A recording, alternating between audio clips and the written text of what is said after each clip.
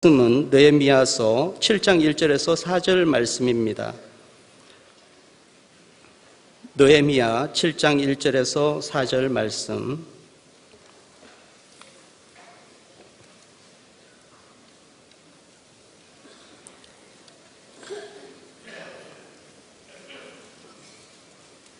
제가 읽겠습니다. 성벽이 건축됨에 문짝을 달고 문지기와 노래하는 자들과 르이 사람들을 세운 후에 내 아우 하나니와 영문의 관은 하나냐가 함께 예루살렘을 다스리게 하였는데, 하나냐는 충성스러운 사람이요 하나님을 경외함이 무리 중에서 뛰어난 자라.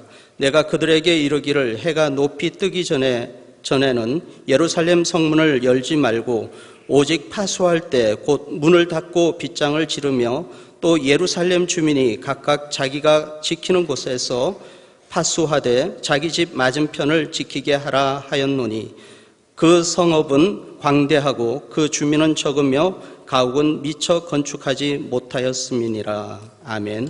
이 시간에는 느헤미야의 회복이라는 제목으로 담임 목사님 나오셔서 말씀 전거해 주시겠습니다. 오늘 예배에 오신 여러분들을 주의 사랑으로 환영합니다. 우리 옆에 계신 분하고 뒤에 계신 분 인사 나누겠습니다. 한 주간 동안 하나님이 여러분의 걸음을 견고케 해주시기 바랍니다 하고 축복하겠습니다. 서로를.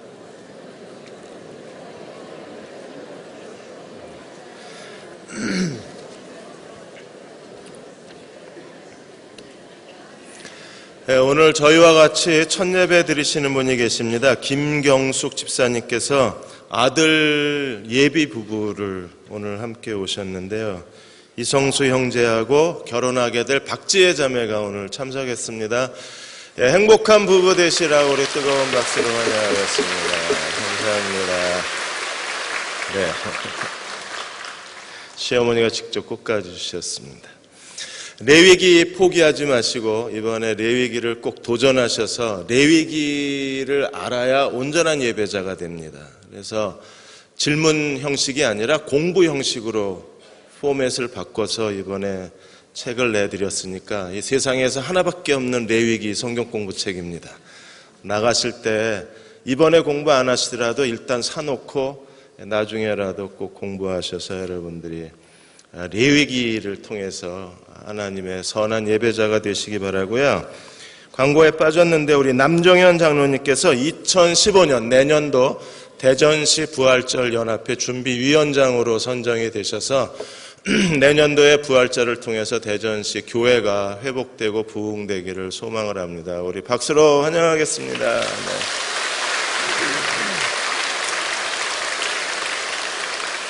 네, 오늘 5시에 오시면 우리 미셔널 철치 선교교회가 이제 첫 출발 예배를 드리는데 5시에 와서 함께 예배 드리시고 그 다음에 같이 다과 차 한잔 교제 나누시고 6시 15분부터 한백예술단 공연이 바로 이어서 있습니다. 한백예술단 공연은 북한 예술단입니다. 그래서 그분들이 오셔서 북한 여러분들이 TV에 보시던 그런 북한 공연을 이제 기독교적인 내용으로 공연하시게 되는데, 한백이 무슨 뜻이냐 하면 한라산에서 백두산까지라는 뜻이에요. 그래서 혼자 오지 마시고 옆집 아줌마 아저씨 다 데려오시고요. 이웃집 사는 할아버지 할머니 모시고 오셔서 한백예술단 공연을 통해서 그분들이 통일을 다시 한번 염원하는 그런 시간이 되도록 주변 분들과 함께 참석해 주시기를 부탁을 드립니다. 느헤미야 7장입니다. 한국 영화의 흥행 돌풍을 불고 오고 있는 영화가 있는데 명량입니다. 이순신 장군이 일본하고 해전을 다룬 영화인데 오늘 아마 1000만이 돌파될 수도 있다 그럽니다. 가장 최단 기간에 1000만이 돌파되는 거예요. 그런데 이 명량 영화가 한국 영화 팬들에게만 돌풍을 불러일으키는 게 아니라 정치권에도 이 명량 영화, 이순신 장군 영화가 큰 반향을 일으키고 있습니다. 박근혜 대통령께서 수석 보좌관들하고 이미 이 영화를 보셨고, 새누리당 또 새정치연합 그 최고 위원들도 이 영화를 볼 계획으로 갖고 있고, 여의도에 계신 분들도 이 영화를 보기 위해서 지금 스케줄을 잡고 계신다 그럽니다. 왜 정치인들이 이 영화에 대해서 이렇게 관심이 많나? 그것은 이 영화를 관통하고 있는 중심 메시지가 뭐냐면, 나라와 국민을 먼저 생각하는 지도자상을 이순신 그 장군을 통해서 보여주고 있기 때문에 그렇습니다.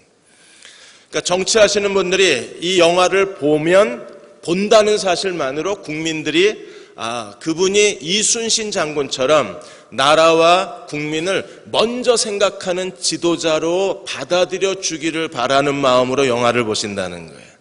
그래서 이순신의 이미지하고 정치인들 자신의 이미지가 오버랩되는 효과를 기대하고 열심히 명량 영화를 보고 계신다고 했습니다. 영화 본다고 이순신처럼 되면 전 100번이라도 보겠습니다.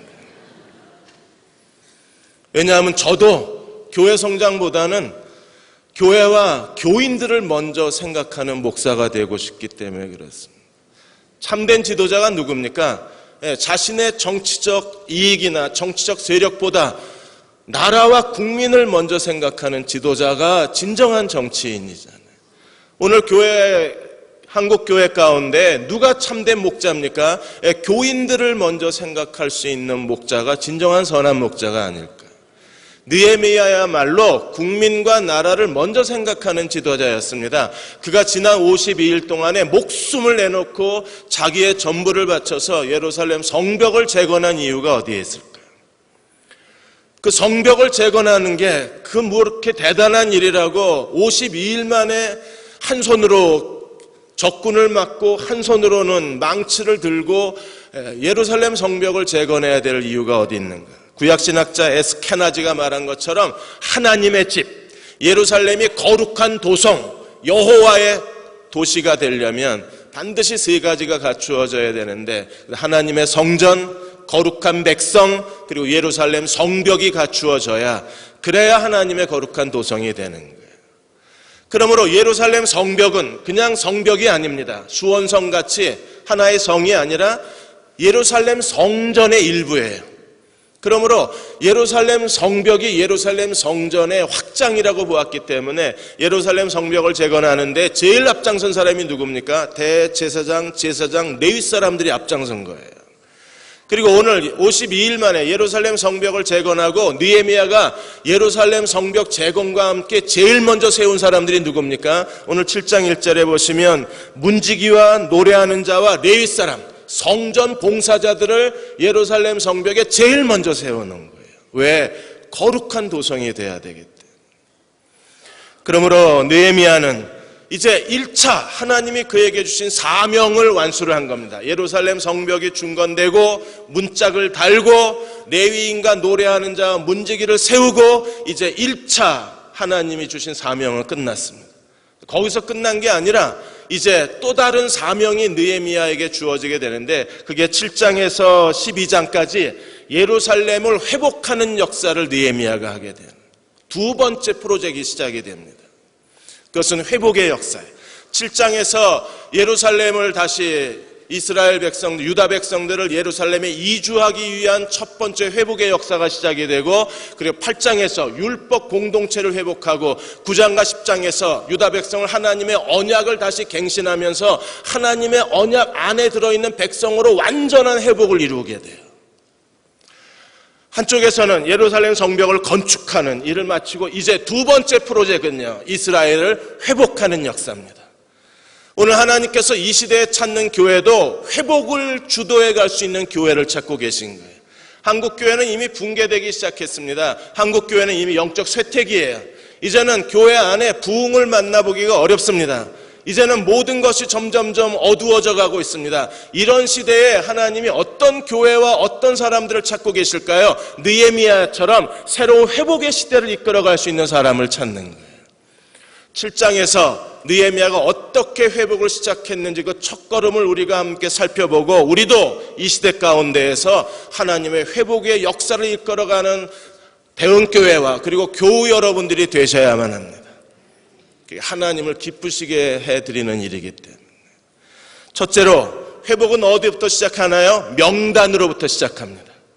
에스라 느헤미야서를 읽으면 성경 읽기가 굉장히 힘듭니다. 왜냐하면 명단이, 그것도 긴 명단이 나와 있기 때문에. 우리는 이미 3장에서 예루살렘 성벽 건축하는 사람들의 명단이 거기에 기록되어 있어요. 우리는 명단에 관심도 없습니다. 이름을 읽어도 누군지 모릅니다. 안다고 우리가 무슨 인맥을 넓힐 것도 아닙니다. 근데 성경이 왜 이 사람들의 이름을 이렇게 길게 기록해 놓는가? 7장에서는 무려 73절까지 성경이 그 사람들의 이름을 자세하게 기록해 놓았어요. 왜 이래야 되는가?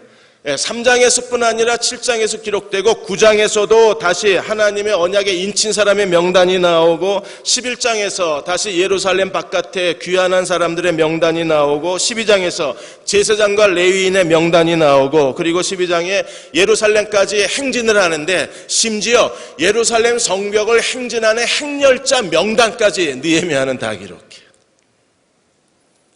족보에 관심이 많은가? 아니면 동사무소에서 방위를 하셨나? 왜 이렇게 명단을 기록하기를 좋아하시는가? 여러분, 이 명단이 우리에게 주는 의미가 얼마나 소중한지 모릅니다. 하나님께서 586년에 하나님 우상 숭배하다가 하나님께서 이스라엘을 바벨론 손에 팔아버리셨어요. 그래서 바벨론에 의해서 무려 70년 동안 식민지를 당했습니다. 여러분, 한 국가의 역사가 70년 동안 중단이 된 거예요. 우리는 일제 36년 중단이 됐는데 우리의 얼과 우리의 문화와 우리의 언어 다 잃어버렸습니다. 근데 70년 동안 한 민족의 역사가 중단이 됐을 때 어떤 일이 일어났을까요? 대부분 많은 사람들이 바벨론에서 모든 삶의 터전을 다 갖췄습니다. 바벨론을 떠나야 될 이유가 없는 거예요. 이름도 바벨론식이고 공부도 바벨론식으로 했고 직업도 바벨론에 있고 그리고 삶의 모든 문화가 바벨론식입니다. 그런데 그런 사람들이 바벨론 70년 포로가 끝나고 하나님께서 예루살렘으로 돌아가라고 말씀하셨을 때 바벨론에 정착된 삶을 다 버리고 그들이 아무것도 없는 땅, 비어있는 땅, 죽음의 땅, 폐허의 땅, 텅 빈 땅, 그 예루살렘으로 돌아간다는 건 쉬운 일이 아닙니다. 얼마든지 바벨론에서 우리는 하나님 섬기겠다 그렇게 말할 수 있어요. 왜? 바벨론에서도 얼마든지 하나님을 섬길 수 있기 때문에. 그러나 하나님은 하나님의 도성 예루살렘을 다시 복원해내시고 예루살렘 성을 복원해내시고 예루살렘에 유다 백성들을 보내심으로 완전히 유다를 회복하신 다음에 그리고 그 이스라엘 단전대 역사를 다시 복원하시고 메시아가 오시는 길을 준비하기를 원하시는 거예요. 그러므로 이 명단에 있는 사람들이야말로 하나님이 그 사람들이 있었기 때문에 스룹바벨이 성전을 건축할 수 있는 거고 이 사람들이 있었기 때문에 느헤미야가 성벽을 재건할 수 있는 거고 이 사람들이 있었기 때문에 예루살렘이 다시 복원돼서 메시아의 시대가 준비가 되는 겁니다. 그러므로 여러분 우리도 이 시대에 이 느헤미야에 나와 있는 명단의 사람들이 되어야 합니다. 명단의 사람이 되시기를 축원합니다. 기꺼이 희생하고 대가를 치르더라도 하나님의 약속을 붙잡고 하나님께 헌신할 줄 아는 사람들, 그들이 이 시대에 가장 뛰어난 하나님의 백성들이요, 그들이 이 시대에서 하나님의 회복의 역사를 주도해 갈 수 있는 사람들이 되는 거예요. 그리고 하나님은 이 명단의 사람을 찾고 계신 겁니다. 명단은 느헤미야만 있는 게 아닙니다. 모세도 명단을 가지고 있었고 바울도 그의 서신마다 함께 사역했던 동역자 명단을 갖고 있었어요. 그리고 모세는 하나님 앞에 이렇게 기도했습니다. 이스라엘 백성이 황금 송아지 숭배로 인해서 하나님이 이스라엘을 저주하셨을 때 모세가 어떻게 기도했어요? 내 이름을 생명책에서 지워주시고 이 백성만큼은 용서해달라고 기도합니다. 모세의 이름도 하나님의 명단에 기록되어 있는,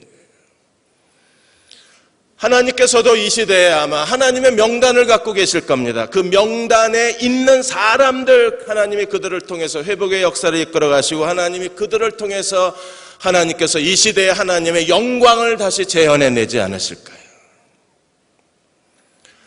1997년에 미국의 US 월드 리포트가 재미있는 실험을 했습니다. 독자들을 대상으로 해서 정치인들 그리고 그 시대에 유명한 사람들 리스트를 발표하고 이 중에 누가 천국 갈 것 같으냐고 조사를 했어요. 5위를 하신 분이 당시에 빌 클린턴 대통령입니다. 4위가 다이애나 황태자비였습니다. 이렇게 해서 2위가 테레사 수녀였어요.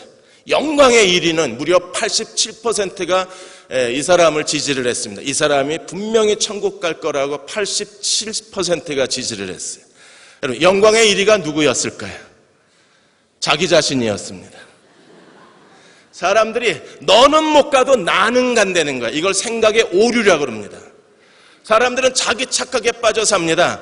다른 사람들보다 자기가 훨씬 뛰어나고, 다른 사람보다 자기가 더 지적이고, 다른 사람보다 자기가 더 정직하고, 다른 사람보다 자기가 더 공평하고, 도덕을 잘 지키고, 자기가 꽤 괜찮은 사람이라고 생각하고, 다른 사람보다 자기가 운전을 더 잘한다고 생각한다 그랬어요. 그래서 대학 교수들에게 똑같은 실험을 했습니다. 그랬더니 대학 교수 94%가 너보다는 내가 강의를 더 잘한다고 대답을 했어요. 착각입니다. 그런데 이게 착각이 아닐 수도 있다는 거예요. 생각의 오류라고 말합니다. 그러나 어떤 사람에겐 생각의 오류가 아니에요. 왜? 그는 실제로 다른 사람보다 더 나으니까.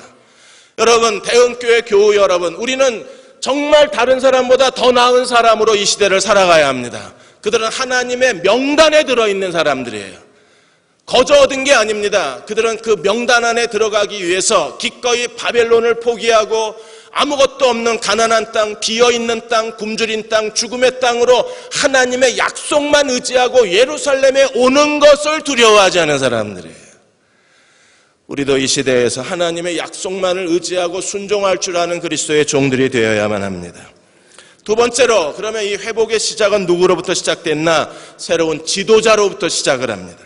7장 2절에 보시면 내 아우 하나니와 영문에 관한 하나냐가 함께 예루살렘을 다스리게 하였는데, 지금까지는 누가 다스렸어요? 느헤미야. 이제는 리더십이 체인지가 됩니다. 누구로? 하나냐로. 느헤미야는 매우 뛰어난 전략가입니다. 예루살렘 성벽을 재건하는 데 있어서는 느헤미야의 카리스마 리더십이 필요했어요. 그는 조금도 주춤거리지 않고 망설이지도 않고, 그리고 시간을 허비하지 않고 52일 만에 그대로 탱크처럼 밀어붙여서, 불도더처럼 밀어붙여서 예루살렘 성벽 재건을 끝냈어요. 그리고 이제 리더십을 체인지합니다. 예루살렘을 마땅히 다스려야 될 사람은 누가 다스려야 합니까? 유다 총독이 유다의 수도인 예루살렘을 상징적으로 다스려야 유다 총독일 거 아니에요. 그런데 자기가 안 다스립니다. 누구에게 바꿔요? 동생 하나니, 그리고 하나냐에게 바꿉니다. 하나니는요, 이 동생은 느헤미야에게 결정적 역할을 한 사람입니다. 느헤미야로 하여금 유다 총독으로 올 수 있게 예루살렘 형편을 알려준 사람이 하나니였었어요. 그리고 예루살렘 성벽을 재건했을 때 누구보다도 앞장서서 예루살렘 성벽을 재건했던 성벽 재건의 명단 중에 하나니가 들어있었습니다. 유다의 부자들과 귀족들이 경제 개혁을 일으켰을 때 그들과 함께 느헤미야와 함께 검소한 삶을 통해서 경제 개혁을 일으킨 주동자 중에 한 사람이 하나니입니다. 그리고 그는 이제 하나냐와 더불어 예루살렘을 통치하는 최고의 지도자가 되는 거예요. 6장 이후서부터 우리는 놀랄만한 일이 일어나는데, 그것은요, 느헤미야 이름이 자주 기록되지 않는다는 거예요. 느헤미야가 슬쩍 둘째 자리로 빠집니다.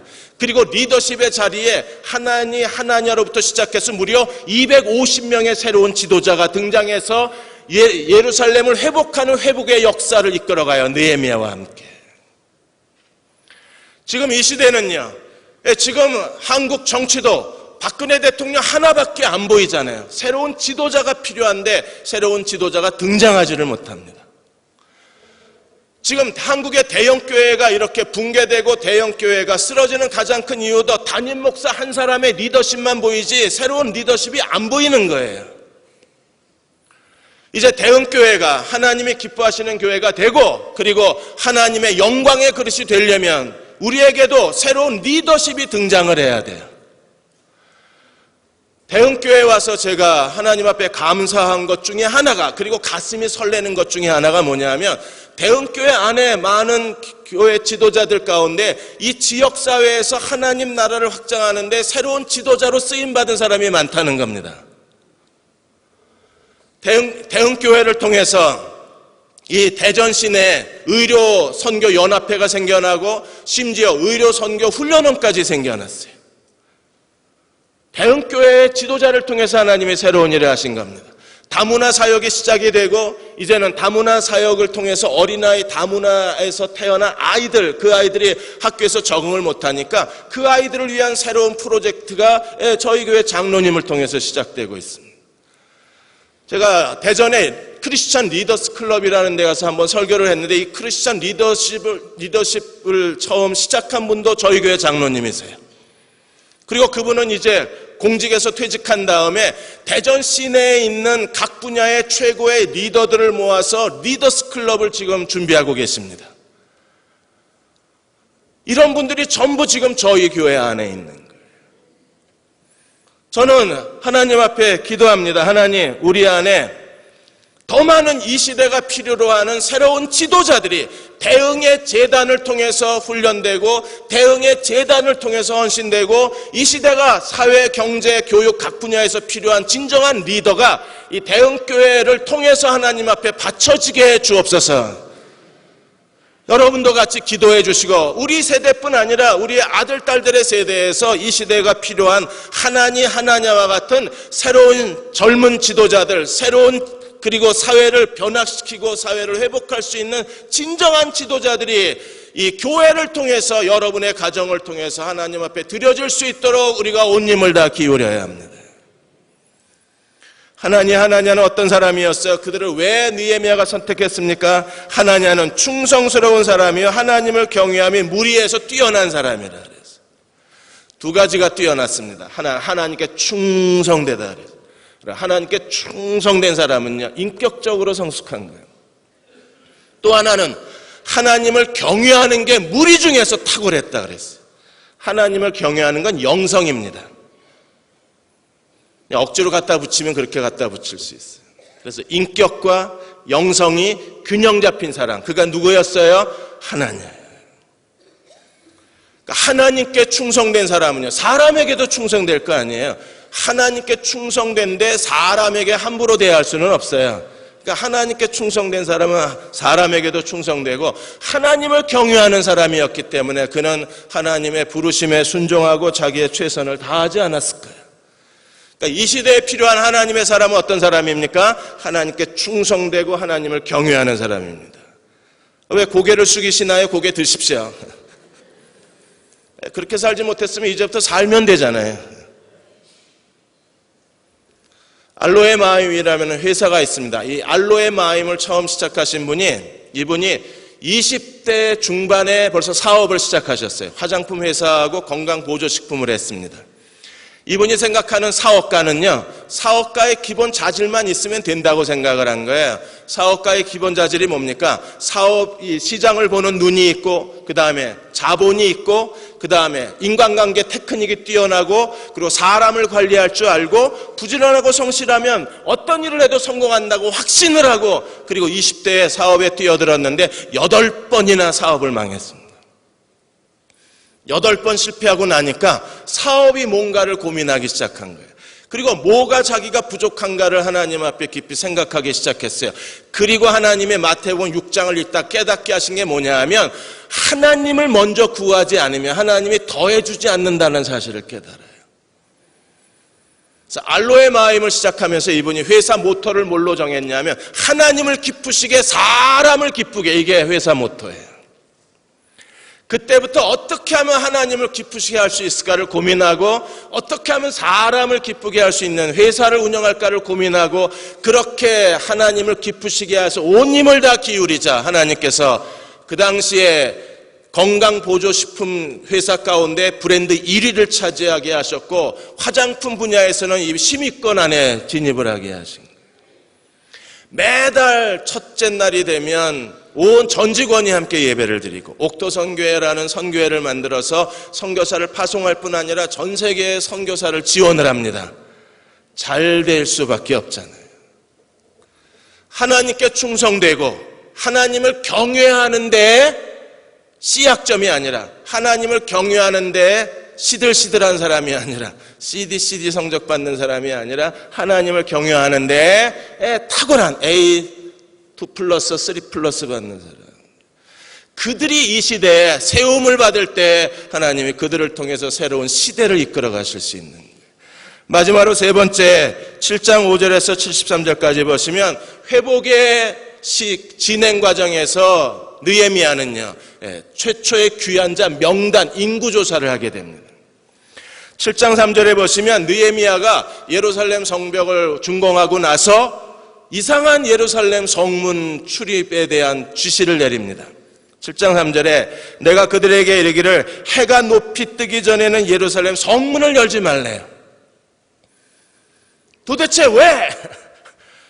여러분 상식적으로 성문은 언제 열어요? 안 열어봐서 모르시죠? 성문은 언제 열어야 됩니까? 해 뜨기 전에. 그래야 사람들이 출입할 거 아니에요. 성문은 언제 닫습니까? 해 지고 나서. 근데 지금 느헤미야는 성문을 언제 열라고 그래요? 무슨 기네스북에 올라가고 싶은 겁니까? 지금 언제 열라고요? 해가 떴을 때, 정오에, 아니면 오후 1~2시에 문을 열라는 겁니다. 그리고 언제 문을 닫아요? 예루살렘 성문을 열지 말고 아직 파수할 때에 곧 문을 닫아라. 아직 해가 떠 있을 때 문을 닫으라는 겁니다. 도대체 왜요? 지금 성문을 이렇게 느헤미야가 자기 하고 싶은 대로 성문 열고 닫는 시간을 임의로 조작을 해서 통행세 받으려고 그러나요? 아니면 이 예루살렘 성은 내 거야. 그리고 자기 소유권을 주장하는 건가? 도대체 왜 이렇습니까? 무엇 때문에 이런 정책이 나왔어요? 심지어 예루살렘 성벽이 세워졌으니까 이제 누가 이 성을 지켜야 합니까? 군대가. 그런데 누가 지켜요? 3절에 보시면 각각 자기 집을 자기가 지키라고 그럽니다. 군대는 뭐하고? 왜 이런 정책이 나왔어요? 그 이유에 대해서 4절에 이렇게 말합니다. 그 성읍은 관대하고 주민은 적고 집은 아직 건축이 안 된 거예요. 그러니까 예루살렘 성벽을 세워놨는데 예루살렘에 사는 사람이 없는 겁니다. 왜요? 그동안에 성벽이 없었으니까 아무도 예루살렘에 이사를 안 오는 거예요. 여러분 아파트 단지가 새로 세워졌는데 도로도 안 깔려, 상하수도도 안 돼 있어, 학교도 없어, 슈퍼마켓도 없어. 그러면 이사 가시겠습니까? 당연히 안 가죠. 마찬가지로 예루살렘 성벽이 무너져 있으니까 아무도 이사를 안 가는 거예요. 그나마 몇 사람이 겨우 예루살렘에 거주하고 있기 때문에 군대를 동원할 필요가 없어요. 성문을 오래 열어놓을 필요가 없어요. 그냥 1~2시간만 열어놔도 되고 예루살렘은 누가 지켜요? 자기 집 자기가 지키면 돼요. 이게 예루살렘 성벽을 재건해 놨는데 결정적으로 허점이 생긴 겁니다. 빈 구석이 생긴 거예요. 느헤미야가 두 눈으로 그걸 본 겁니다. 그 현실이 뭐예요? 예루살렘 거주자가 없다는 겁니다. 예루살렘 거주자가 없으면 예루살렘 성벽 재건해 놓고 복원해 놓은 게 아무 소용이 없는 거예요. 사람이 있어야, 거룩한 백성이 예루살렘에 살아야, 그래야 하나님이 함께 그 성에 거하시고 거룩한 도성이 되는 건데 백성이 없다. 이게 너무나 큰 예루살렘이 거룩한 도성이 되는데 큰 장애물이 된 겁니다. 아마 느헤미야는 성을 바라보고 이 한심한 사실에 대해서 탄식했을 거예요. 야, 겨우 예루살렘 성벽을 재건해 놨는데 백성이 없다. 이 사실을 어떻게 해야 되나? 그가 좌절감을 느끼고 당혹감을 느꼈을 때 7장 5절에 하나님께서 느헤미야가 어떻게 하셨습니까? 7장 5절에 보시면 같이 한번 읽어볼까요? 내 하나님이 내 마음을 감동하사 귀족들과 민장들과 백성을 모아 그 계보대로 등록하게 하심으로 내가 처음으로 돌아온 자의 계보를 얻었는데 거기에 기록된 것을 보면, 하나님이 이렇게 고민하고 있었을 때 느헤미야에게 어떻게 하셨어요? 하나님이 내 마음을 감동하셔서, 감동했다는 게 뭐예요? 하나님의 계획을 내 머릿속에 넣어주셨다는 겁니다. 2장 12절에 느헤미야가 예루살렘 성벽을 재건한 것도 그 시작이 누구였어요? 하나님의 감동이었습니다. 그래서 2장 12절에 이렇게 말합니다. 내 하나님께서 예루살렘을 위하여 무엇을 할 것인지 내 마음에 주신 것을. 그러므로 느헤미야가 예루살렘 성벽을 복원하는 모든 계획, 모든 프로젝트, 모든 상황의 대처 능력, 이거 다 누가 주신 거예요? 하나님이. 그리고 그게 52일 만에 완성이 된 겁니다. 그런데 두 번째, 텅 빈 예루살렘을 바라보고 한숨을 쉬고 있는데 다시 하나님이 두 번째 느헤미야의 마음속에 하나님의 감동이 임한 겁니다. 그리고 무엇을 어떻게 해야 되는가를 하나님이 보여주신 거예요. 우리가 자기 인생을 이끌어갈 때 어떻게 이끌어가야 되나요? 하나님의 감동이 있어야 됩니다. 적어도 하나님께서 내 마음에 내가 어떤 길을 걸어가고 어떤 인생의 목표를 세우고 그걸 어떻게 성취해 갈지 하나님이 내 인생의 설계도를 보여주신 것을 갖고 사는 사람하고 뭘 해야 될지 모르고 당황하면서 자기 길을 걸어가는 사람은 다른 거예요. 하나님이 오늘 예배를 드리시는 여러분에게 하나님의 감동이 넘치시기를 축원합니다. 그래서 보여야 돼요. 어디로 가야 되는지를 보고 가야 돼요. 부모가 해야 될 제일 중요한 일도 자녀들에 대해서 하나님의 감동이 부모에게 와야 돼요.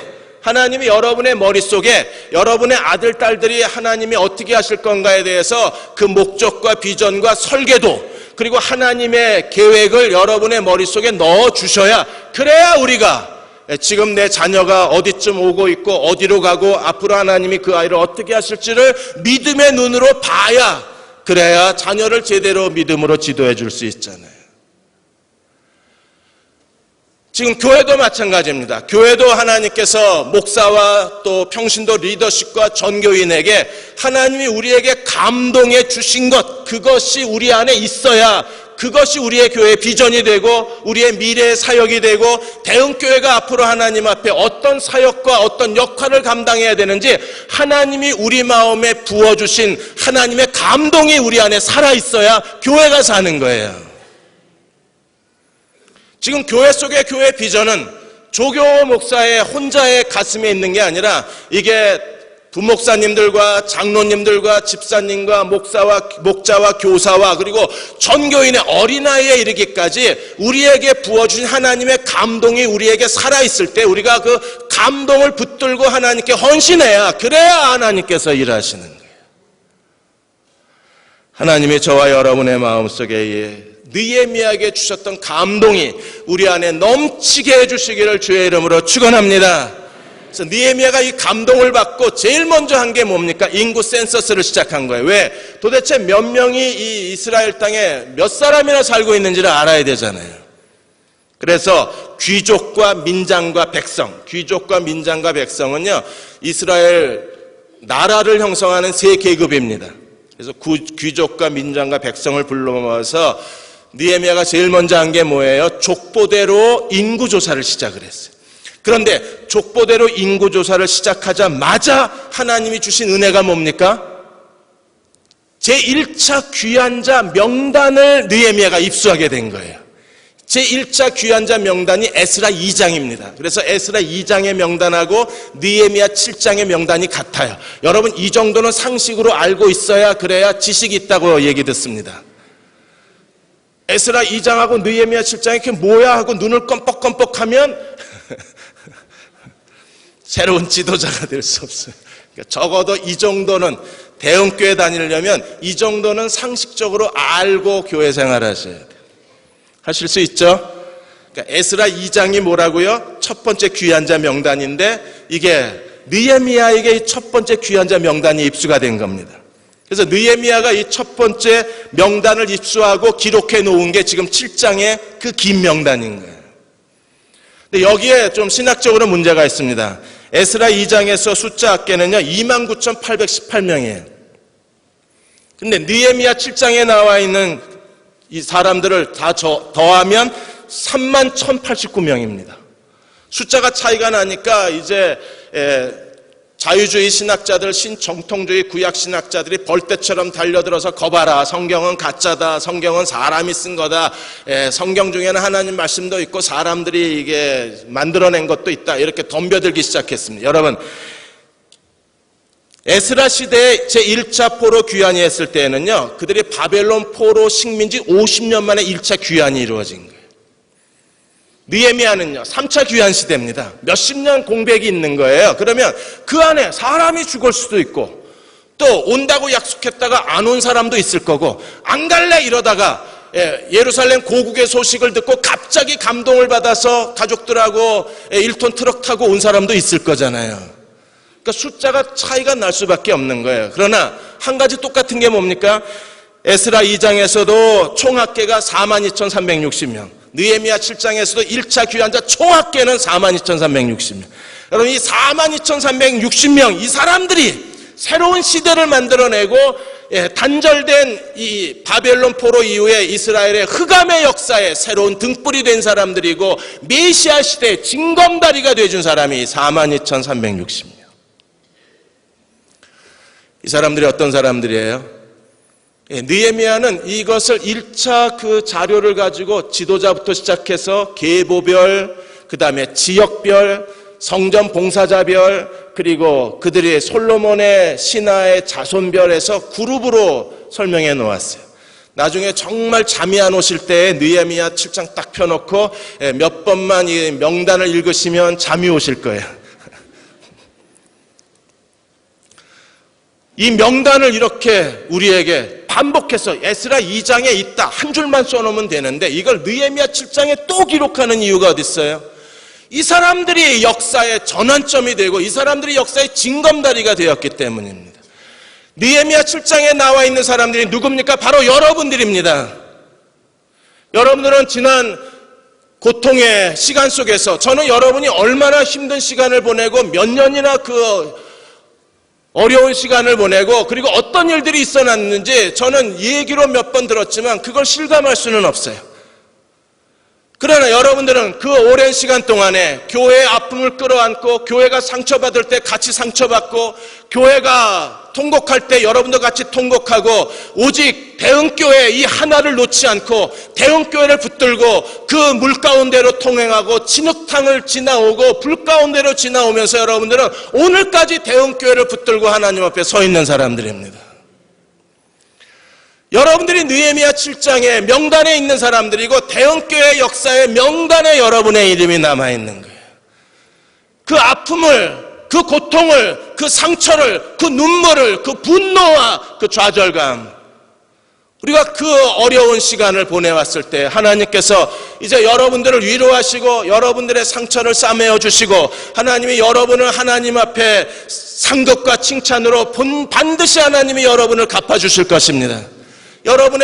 여러분의 상처를 하나님이 위로하여 주실 거예요. 그 눈물을 씻어주실 겁니다. 마음의 절망과 좌절과 분노에 대해서 하나님의 새로운 희망으로 바꾸어 주실 것입니다. 그렇다면 오늘 느헤미야의 명단에 있는 사람들이 느헤미야의 회복의 시대에 새로운 사명을 가졌던 것처럼 여러분들이 대흥교회를 끌어안고 상처를 받고 사람들에게 비웃음거리가 되고 사람들에게 비난의 사람이 되면서 이 모든 걸 이겨오고 교회와 함께 하나님 앞에 서 있는 명단의 사람이라면 하나님이 여러분에게 원하시는 게 뭘까요? 여러분을 통해서 하나님은 새로운 회복의 시대를 만들어가길 원하시고 여러분을 통해서 진정한 교회다운 교회를 만들어가고 싶으신 거예요. 그들이 하나님께 충성된 사람이고 그들이 하나님을 경외함에 탁월한 사람입니다. 하나님이 여러분을 통해서 새로운 회복의 역사를 이끌어갈 수 있도록 우리 모두가 다 하나님께 겸손함으로 무릎 꿇고 하나님의 뜻이 무엇인가를 알고 깨닫고 하나님께 헌신해야만 합니다. 한 여자가 두 아이를 데리고 결혼 17년 만에 이혼을 했습니다. 미국에서 있는 일입니다. 그 엄마의 이름은 데니스입니다. 더 이상 살아갈 수가 없으니까 남편이 떠나고 나니까 생존이 어려우니까 할 수 없이 친척들이 살고 있는 아틀란타로 이사를 갔습니다. 아틀란타에 이사해 가서 조지아 전기회사에 취직을 해서 이제 아이들하고 생활을 하는데 임시직이기 때문에 월급이 많지 않아요. 근데 그 월급 가지고는 두 아이하고 세 들어있는 아파트 월세를 낼 수가 없는 겁니다. 너무나 힘들게 삶에 쪼들려서 아이들하고 계속 굶고 그리고 제대로 생활도 못하고 있는 상황에서 옆집에 사는 사람이 아틀란타 침례교회하고 에베네셀 감리교회 두 교회가 연합을 해서 이렇게 어려운 가정을 돕는 새로운 시작이라는 가정사역 단체를 만들었는데 그 가정사역 단체에 가서 상담을 하라고 알려주었어요. 그래서 데니스가 어느 날 저녁에 이 가정사역 새로운 시작에 찾아가서 그들과 상담을 합니다. 바로 데니스가 원하는 걸 이 교회에서 지원해 주는 거예요. 이 단체는 어떤 일을 하느냐 하면 6개월 동안 일단 모든 아파트 렌트비, 그 다음에 전기세, 수도세, 도시가스세 모든 공과금을 다 내주는 거예요. 6개월 동안 다 내주고 회복이 되지 않으면 6개월을 더 연장해서 최대 1년까지 아파트 관리비, 아파트의 모든 공과금을 대신 내주는 겁니다. 데니스가 어려움을 얘기하고 그녀가 이 새로운 시작 단체의 도움을 받기 시작했습니다. 6개월이 지나니까 6개월 동안 자기가 월급 받은 걸 세이브하니까 어느 정도 삶이 안정이 되기 시작하는 거예요. 그리고 아틀란타에 오기 전의 삶으로 자기가 회복되는 걸 경험을 합니다. 그리고 자기에게 자신의 옛날의 그 안정된 삶을 회복시켜주고 자기에게 새로운 삶을 되돌려준 이 교회와 그리고 이 교회 사람들이 만들어 놓은 이 사회복지 기관에 대해서 그녀는 너무나 깊이 감동하고 감사할 수밖에 없는 거예요. 그래서 사람들에게 이 교회가 나를 회복하고 이 새로운 시작이라는 단체가 우리 가정을 살려냈다고 사람들에게 간증을 하고 그리고 그녀는 계속 하나님을 의지하기를 시작을 하는. 여러분 지금 수많은 사람들이 교회를 떠났습니다. 예루살렘을 떠났어요. 왜? 예루살렘 성벽이 무너졌으니까. 불타버렸으니까. 더 이상 교회에 있는 게 싫은 거예요. 교회를 원치 않는 겁니다. 교회를 거부합니다. 그리고 사람들이 예루살렘을 떠나가 버렸어요. 우리가 해야 될 일이 무언가요? 그들이 다시 예루살렘으로 돌아올 수 있는 길을 준비해 줘야 합니다. 누가 그 일을 해야 되나요? 어려움을 헤쳐온 여러분들이 그 일을 해야 되는 거예요.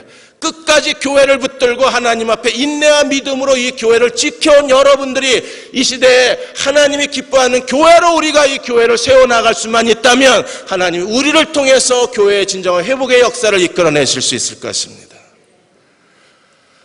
하나님께 충성된 종들이 되어 주십시오. 그리고 하나님을 경외하는 일이 다른 사람보다 탁월한 종들이 되어 주십시오. 그리고 우리를 통해서 예루살렘을 떠난 사람들이 다시 예루살렘으로 돌아올 수 있도록 대흥교회의 사명을 감당하는 저와 여러분이 되어주시기를 주의 이름으로 축원합니다. 이 시간 저희를 위로하셔서 더 이상 아파하지 않게 해주시고 더 이상 힘들어하지 않게 해주시고 아직도 남아있는 상처로 인하여 저희들이 갈등하지 않도록 하나님 주의 위로가 우리에게 차고 넘치게 하시고 대흥교회를 향한 하나님의 새로운 사명을 저희들 마음에 부어주셔서 하나님께 충성된 자로 하나님을 크게 경외하는 사람으로 이 시대를 살아가는 저희 모두가 되게 하여 주옵소서. 지금은 우리를 죄에서 구원하신 우리 주 예수 그리스도의 은혜와 하나님의 그 크신 사랑하심과 성령의 인도하시고 도우신 은혜가 오늘 함께 주일 예배 드리고 돌아가는 모든 교우와 가정과 아들, 딸들과 기도하여 구하는 모든 일들과 흔들리는 이 민족과 이 땅의 교회 위에 그리고 아직도 실종자를 기다리고 있는 안타까운 세월호 유가족들 위에 지금부터 영원히 함께 하시기를 간절히 축원하옵나이다. 아멘.